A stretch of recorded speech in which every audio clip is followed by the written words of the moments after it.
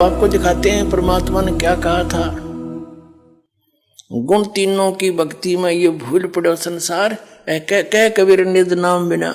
वास्तविक भक्ति साधन मंत्र बिना कैसे उतरोगे तुम पार। तीन देव की जो करते हैं भक्ति, उनकी कदे ना हो है मुक्ति। ये देखिएगा श्रीमद् भगवत गीता, गीता प्रेस गोरखपुर से प्रकाशित है। जयदयाल गोविंद का इसके अनुवादक है। ये देखिएगा 7वां अध्याय 7वां अध्याय। इसमें प्रथम मंत्र हम पढ़ते, इसमें क्या बताया है 7वें अध्याय का गीता जी में कि हे पार्थ, अनन्य प्रेम से मुझ में आसक्तित तथा अनन्य भाव से मेरे प्राण होकर योग में लगा हुआ, योग माने साधना में, जिस प्रकार से संपूर्ण समग्रम यानी संपूर्ण तय संपूर्ण रूप से, इसका अर्थ है समग्रम माने संपूर्ण पूर्ण रूप से मुझको संशय रहित जानेगा, उसको सुन, वो ज्ञान बताता हूं। अध्याय नंबर 7 के श्लोक नंबर 2 में क्या बताया है कि मैं तेरे लिए इस विज्ञान सहित तत्व ज्ञान को पूर्णतः कहूंगा, जिसको जानकर संसार में फिर कुछ भी जानने योग्य शेष नहीं रह जाता। अब क्या कह रहा है कि ऐसा ज्ञान बता दूंगा, इसको सुनने के बाद फिर कुछ भी जानना शेष नहीं रहेगा। अब हम इसके 12वें श्लोक पर आते हैं। अध्याय नंबर 7 का और श्लोक नंबर ये 12, यहां से इसमें लिखा है, और भी जो सतगुण से उत्पन्न होने वाले भाव हैं, जो रजोगुण से तथा तमोगुण से उत्पन्न होने वाले भाव हैं, उन सबको मुझसे ही होने वाले हैं ऐसा जान, परंतु वास्तव में उनमें मैं और वे मुझ में नहीं है। अब पहले इस गीता अध्याय नंबर 7 के श्लोक नंबर 12 को क्लियर करते हैं। इसमें बताया कि सतगुण से, रजगुण से, तमगुण से जो कुछ भी हो रहा है उसका निमित्त तो मैं हूं, काल कहता है, लेकिन वे मुझ में और मैं उनमें नहीं हूं, क्योंकि ये काल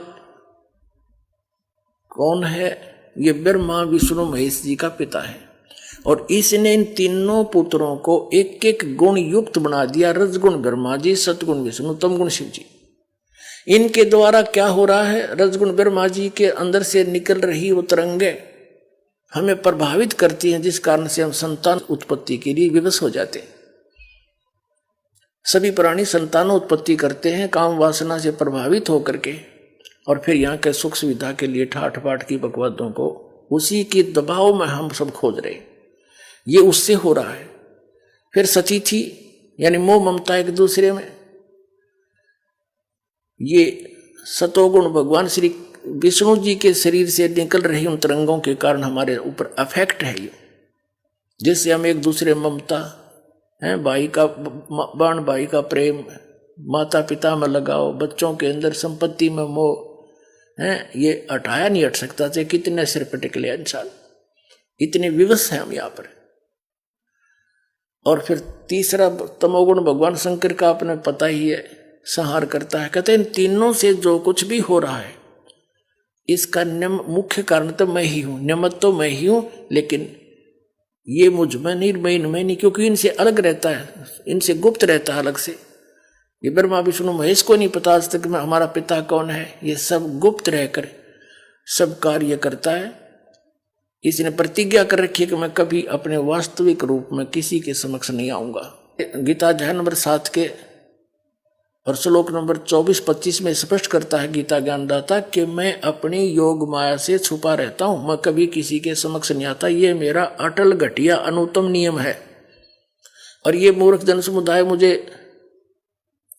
अव्यक्तम व्यक्तिम आपनम मनन्ते अबुधा, ये मूर्ख ये सामने खड़े ये मुझे कृष्ण मान रहे होंगे, शरीर माया हुआ, आई एम नॉट कृष्ण, क्योंकि कृष्ण के अंदर तो बोल रहे था वो काल।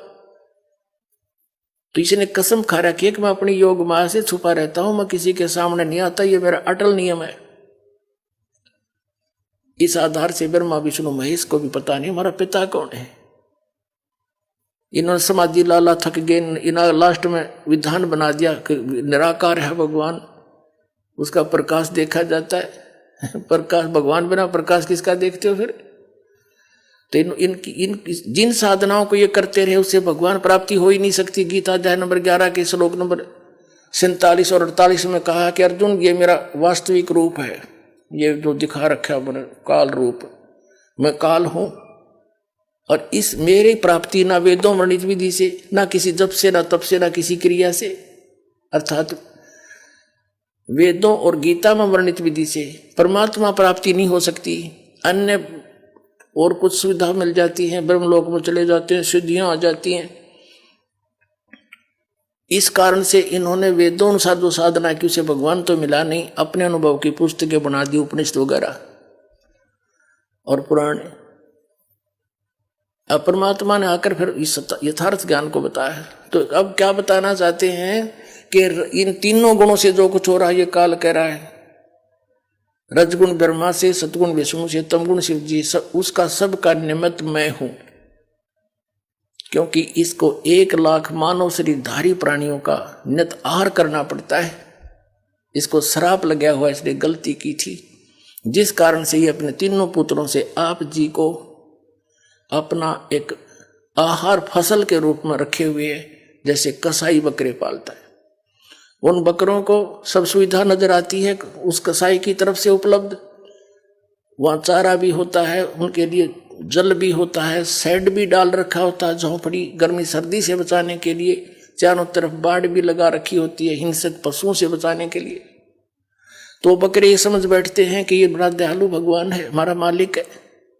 लेकिन उन भोलों को ये नहीं पता सामने निकाल ले जाता 10-5, किसी का बेटा मरो चाहे बेटी, बाप मरो चाहे माँ, वो नहीं देखता। तो उस समय कहा जाती है इसकी दयालुता।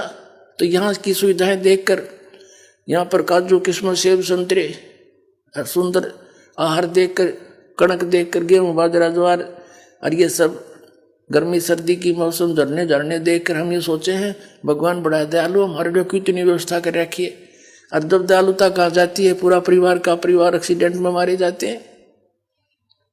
तो कबीर परमात्मा ने बताया कि तुम जिसको भगवान मानकर पूज रहे हो, जिसके लोक में रह रहे हो, ये काल है, कसाई है। ये काल कसाई हसत है सर्वलोक को खाए, और अंकुश निर्गुण राम नाम का सतगुर दर पकड़ा जा।